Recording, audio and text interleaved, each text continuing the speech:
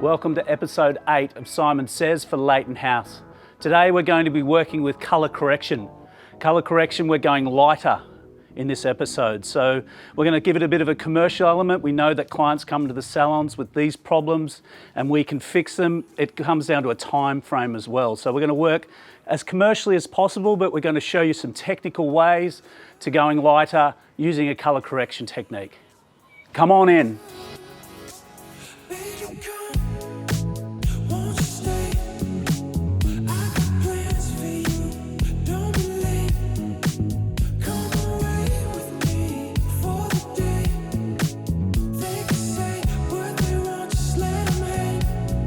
This is my model, Nikki. What we're aiming to get to is a level 8. So we have some existing colour in the hair and there's a natural regrowth as well. So what we want to do is show you some techniques, and we'll talk all through this episode on options on how to get that result. If you have that system in place and we look at what our aim is, where we are, and then what we're going to use to get there. So where we are now, we need to ask questions to the client. If they're not an existing client, we need to ask them, do they colour their own hair? Have they been lighter, in this case, in the last 2 years? So we know what's under there, we know the history of the hair. Once we get that, we need to know their aim. So we gather their information off them. What would they like to go to? What colour, what are they scared of warmth? Do they like a cool colour? We need to ask all of those questions. Once we realise the aim, we then need to come up with a formula, and we do that. We pop that on, and whether that's got to be a 2-step process. So we lighten first, we get our result there. When we get to that pale yellow or orange or whatever the underlying pigment is, then we put our target shade on over the top. Nikki's not scared of warmth, so that's a great thing. That's a really good result, especially on a level 8. So we're going to formulate a colour that will complement her skin tone, be nice and shiny, and she's going to love this look.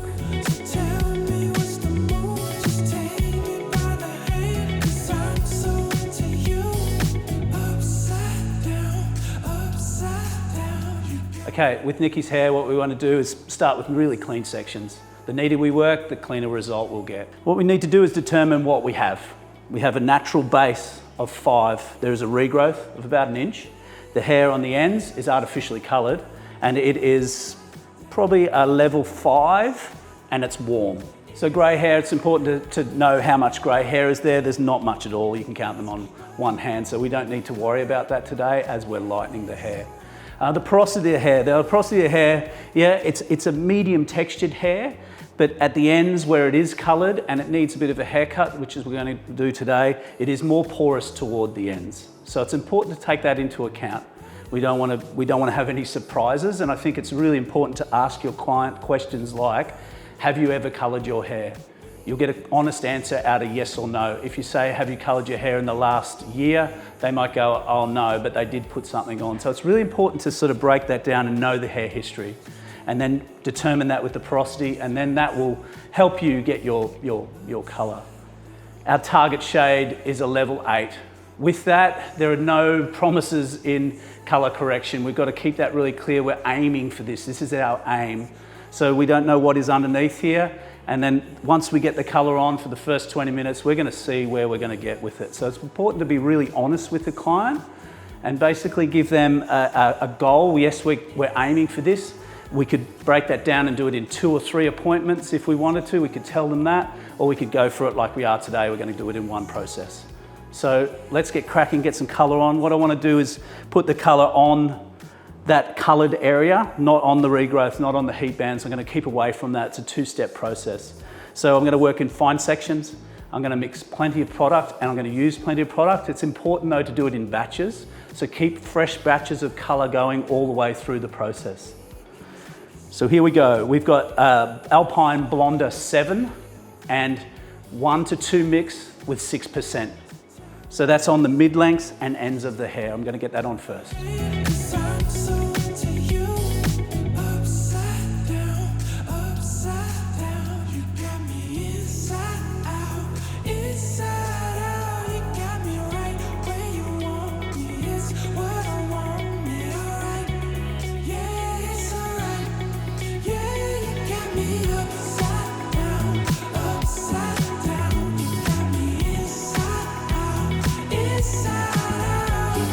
just working through, you can see the already coloured hair to the natural hair, just in tonal difference. And what we want to do is fan that onto there so we get a nice blended result, and then pack the colour on through those mid-lengths and ends, nice fine sections, and working as quickly and tidy as you can. So I'm applying there to those mids, and then what I'm going to do is come put my brush on the side and fan that in.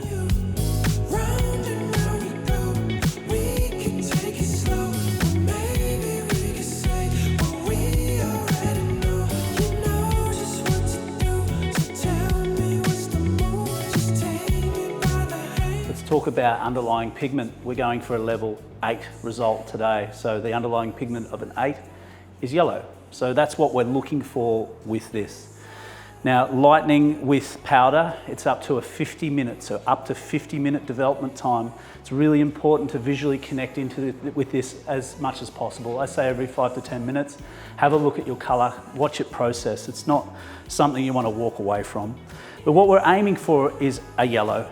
So it will go through that orange yellow to orange yellow to yellow. So it's really important to nail that, because if you refer to the Leyton House technical manual, it'll show you the pigment breakdown, and as that goes from darkest to lightest, whether you're moving up or down, whether you're colouring back in or you're taking it out, that is a shade chart that you can look at, and then you use your colour wheel to counteract that tone. So it's not rocket science, but you have to know your science. It's really important to know what Leyton House's procedures are to get there, and it's all in that technical manual. So you don't need to panic about that.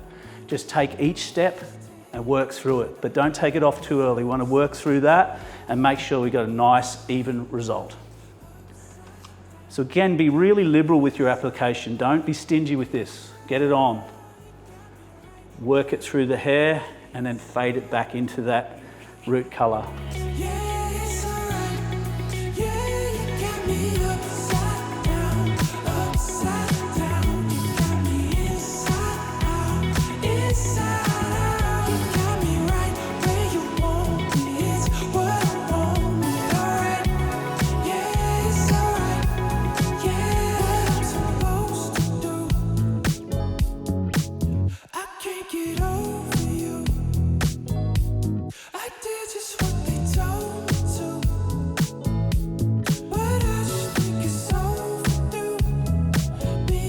Now we're going to colour the roots. We're going to colour roots with a different lightener. We're going to use, if you can remember back to episode 1, where we featured the Alpine blonding cream. So why we're doing that, because it's an on-scalp bleach, we're mixing it a 1 to 1.5 ratio with 4.5%. The reasoning for this is the less developer you have, the stronger the product will be. So we want to sit in the middle. We want to lift these roots up to that level 8, but we really don't need to have that 1-to-1 mix to go any further. So what we're going to do is blend this over that root area, bleed it into the next, and then I've got still a little bit of the Blonder 7, and that is the powdered bleach, and I've got a little bit of that just to go over those ends if I need it. If it's getting a little bit dry, I want to keep this colour working the whole time. Okay, so we've got the last 2 sections going on now. Colour's coming along really well. It's important, as I said, to visually check. We've got a processing time of 50 minutes on that ends colour, and that's coming up really well. Just that last few sections at the roots. So that's the Alpine blonding cream. So what we want to do there is put it on nice and liberally again. So what we want to do is just build that into that, come over and just blend it in, and then I've got fresh batch of the Blonder 7. So that is just keeping that colour nice and moist. So we're going to go over that, and it keeps it really fresh as we're working through, and we're going to have a seamless line through there. So just going to divide this section up. Remember, working really quite small sections, really clean if you can. I think that's really important to get a really even result.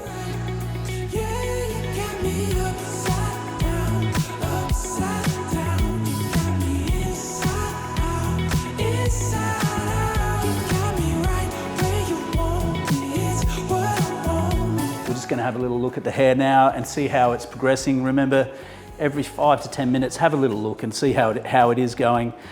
It's pretty much a level 7 there. It's coming up really well. You can see there's a little bit of copper left in there, and as I talked about, that's the underlying pigment. So we're aiming for a yellow.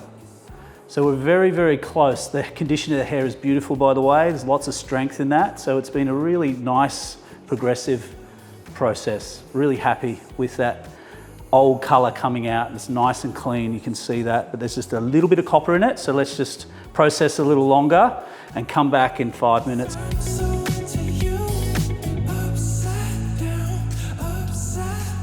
Okay, as you can see, we have rinsed off and dried the hair, and with colour correction, there's always going to be the great unknown. We don't know what's under there, so I'm pretty happy with the overall result, and the hair condition is feeling good. So what I want to do is talk about what we have. We've got down to a level 8 definitely at the roots, and you can see that that is a yellow, so that's perfect. As we come out into that previously coloured hair, we probably got to a level 7. So that's the stuff that you just can't predict before we start. But as a result, I'm really happy with that colour, even though it is one shade darker. So we'll just adjust what we're putting over the top. The reason why I don't want to go back and bleach the hair, I feel like the ends and the porosity of the hair would be compromised. And I really would rather have just mist and then change my tone and change my target. This is why it's a color corrective. We give a you know, not a promise, but a hope that we can get here, and this is where we've got. So, and with a client hairdresser relationship, we can do this over 2 colors, and then if we're happy with the result, we want to go lighter the next time, we can do so, or she might stay at this color. So it's really important to have that discussion first, and then be honest about the result. You know, this scares people when they look in the mirror, you know, they look at that and go, ah! Be upfront and honest when we start the process. What we're going to do is put a regrowth colour on and put a separate colour on the end. So we're treating it as 2 colours to form one. We're going to start at the back and then work forward to the front. And that is a 3/4 mix of 7.021. A quarter of the mix is 8.2. And then we've got 10% of the colour being 0.2 in the illuminance range. And we're mixing that 1 to 2 with 1.5%. That colour has tones of natural with the velvets, which have the built-in filler already, and then we're mixing some 0.2 in. Now 0.2 is pearl, so that is going to counteract the yellow. So we're still going to keep a little of the colour real. It's not going to be too cold, but what we want to do is make it really believable. So I'll get cracking, I'll get the regrowth on, and then we'll talk about the mid-lengths and ends colour as we get to it.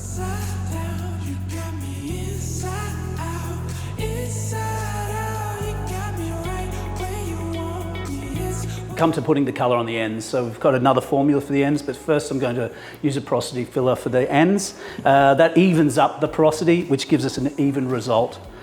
The colour that we're mixing up is a different colour to the root colour, and our recipe is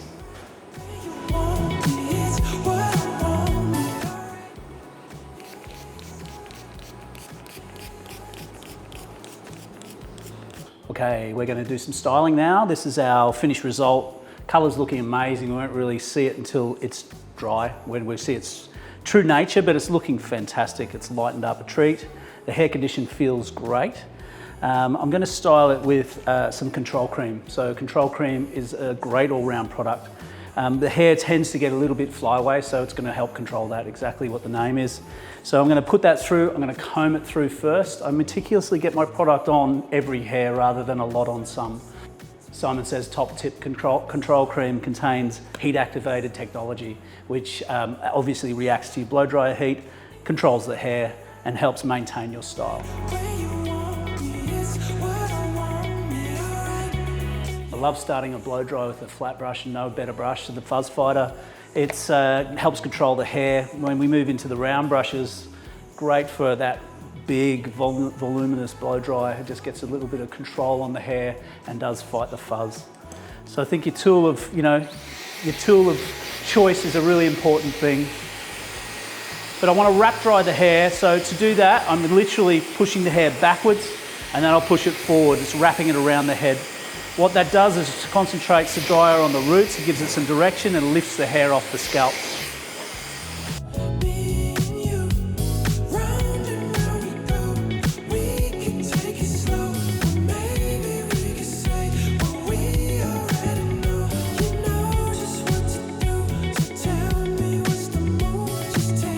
round brush, blow dry in fashion that there is more volume coming back into style. So your product choice and your brush choice are really important things. So now that I wrap dry the hair, I've got it to pretty much 85% dry. I've just left a little bit of moisture in there.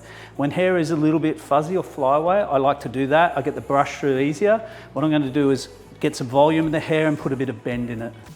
So I like a brush with a barrel to do that because it heats up and it acts sort of like a hot roller. It gives the hair some volume.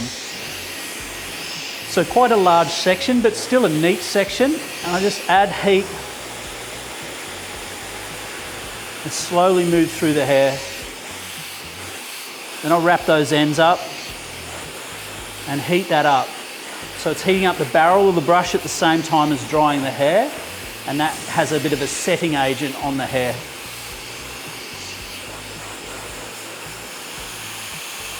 Once I've got the hair dry, I come in, I roll the brush around on itself. And again, give it that little bit of twist. And what that does is get me this movement in the hair. So all I want is to give it a little bit of bend and flow.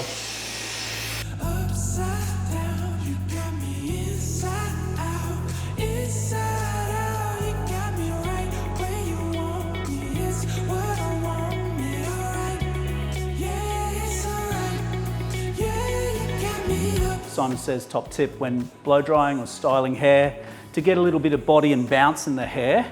This is more of a visual than a saying. What I want to do is dry the hair off. Really be quite firm. It's all with the release is how we get the wave.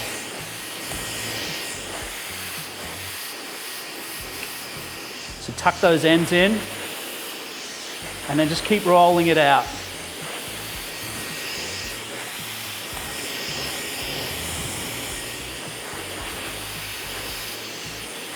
And then on release, so this is my top tip. The release is unwound, add more heat, unwind it again, a little bit more heat, and then all the way through to the ends. And then what you get is this lovely little wave in the hair. And it's got body and bounce, and a great way to maintain that as it's hot is just roll it up and then place a clip in there.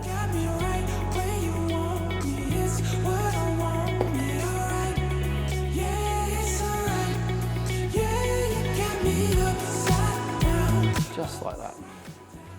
And as you're drying, that's going to set, and then when it comes out, it'll be nice and bouncy. This is our finished result with Nikki. There's one more thing I'd like to just tweak. Woo. It's a little bit of session style. So it's a hairspray.